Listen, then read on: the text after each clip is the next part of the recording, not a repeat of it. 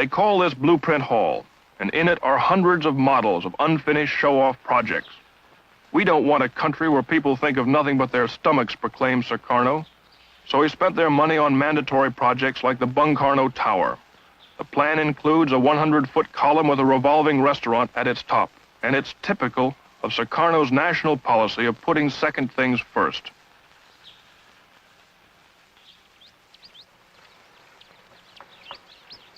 This is as far as the monument got before the money ran out. It's reported the Viennese architect who designed the tower got $700,000 for his plans and was decorated with a hero's medal by the president. All in all, this cost about $1 million. Another expensive fantasy was CONIFO, Conference of New Emerging Forces, a sort of United Nations of the anti-imperialist world with Sukarno as its leader. Here it stands. Red China backed the project, expecting to dominate it. She also used packing cases for construction materials to smuggle guns to Indonesia's Communist Party. It was to cost $16 million. Since the coup, work has stopped, the Chinese are out, and $10 million have gone down this drain.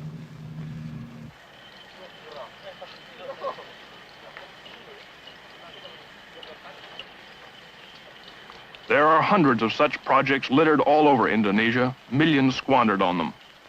The National Monument still has a little work going on. No one knows how much it has cost. It's a presidential secret. However, at the top of the 300-foot obelisk is a symbolic flame coated with $300,000 of pure gold. Heavy machinery in critically short supply rots in the sun, waiting for full-scale work to resume on the monument. At least some of the ruined machinery is put to good use. It serves as shelter for a few of Jakarta's 300,000 homeless.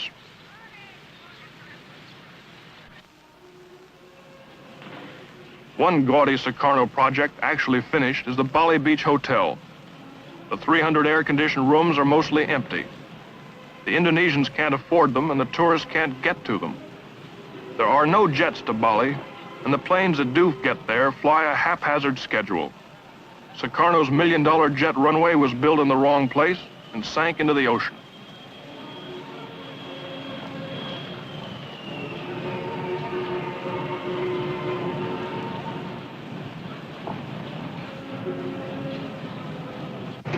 The word Tamat on the bus is a Sukarno slogan meaning live dangerously, and getting off this morning is Sanusi, head of Indonesia's Bureau of Government Agricultural Statistics.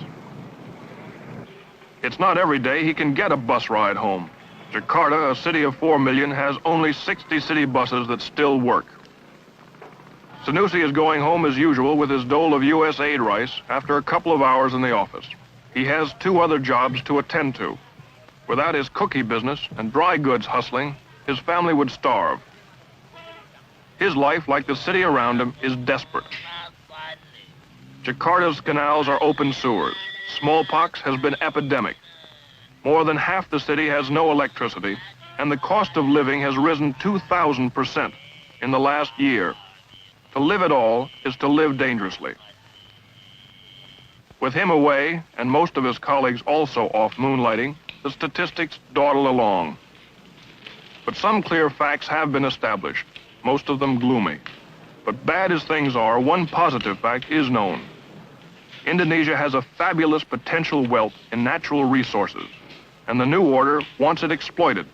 So they're returning the private properties expropriated by Sukarno's regime.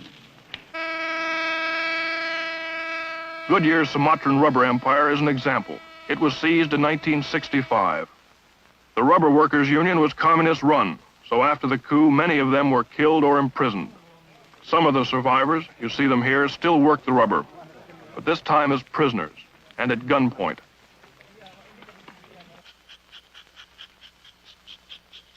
When the government ran things, they enlarged the staff, built houses and schools, and raised wages. Although production remained about the same, operating costs quadrupled. Profits went out the window, and with them, a vital source of export revenue vanished. The new order wants Goodyear back, and they, like dozens of other foreign capitalists, are anxious to return because the wealth is there, not just rubber, but oil, tin, lumber, spice, almost everything.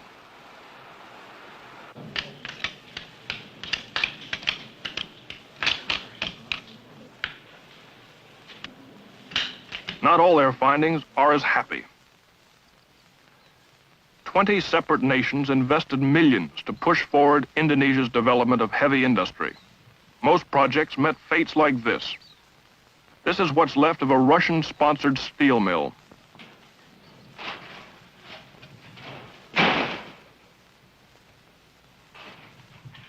Sukarno charmed the Russians into building it in a remote corner of Java with no decent roads, no available labor, no water for the boilers, and more important, no iron ore for the blast furnaces. It's abandoned now, the expensive machinery rusting away. What it amounts to was a $36 million misunderstanding.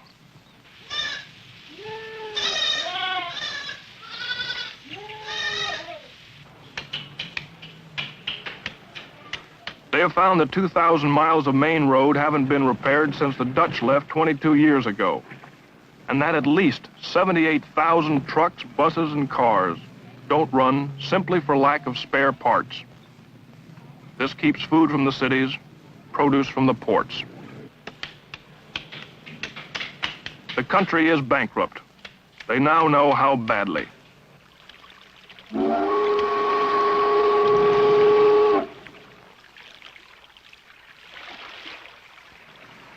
Indonesia owes the outside world exactly 3 times as much money as she can earn. This is one of the causes. To earn foreign exchange, Indonesia must trade, and assuming her factories were working at more than 20%, which is doubtful, and that she had the roads and the trucks to move her products to the ports, which she doesn't, the ports are falling apart. Sumatra is the richest island in Indonesia, and this is Sumatra's biggest port. Not only is the harbor silting up with mud, but 80% of the machines that move cargo are broken. In many cases, they need only a simple spare part. The mechanical wreckage is further compounded by what amounts to chronic corruptness, red tape, stealing, smuggling, and inefficient management.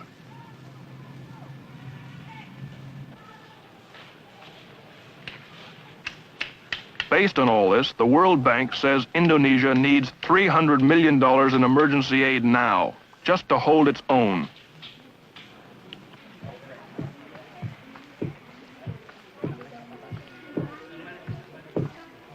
Holding its own means that people, including lucky high officials with jobs like Sanusi, don't actually starve. Holding its own means that the 21 people that live in Sanusi's 4-room house aren't evicted because he can't meet the $2 monthly rent.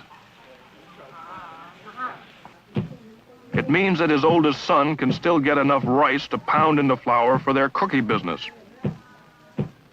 Holding its own has many small meanings. To Sanusi, it also means that the soaring inflation won't get any worse and lose the few customers he can find for his dry goods sales. As it is, he negotiates for hours with the wholesaler over a vital ½ cent in the price of his merchandise. The ½ cent is as important to the wholesaler as it is to retailer Sanusi. 1.200. Saya nggak mau itu. Holding its own means Mrs. Sanusi's cookies will also find cash customers in the morning market. Tambah-tambahan untuk gaji saya kan nggak cukup, lebihnya untuk nambah-nambah gaji saya yang nggak cukup kan deh. Iya. So the 300 million means things just won't get any worse. And this, of course, is the problem.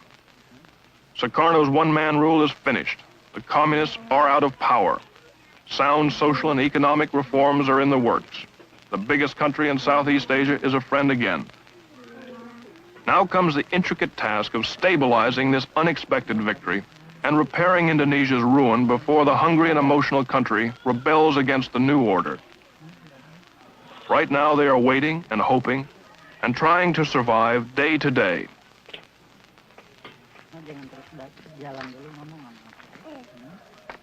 Sanusi's worry this morning is simply whether his son can sell all the cookies and turn a 10-cent profit. Ted Yates, NBC News, reporting. Oh, teacher!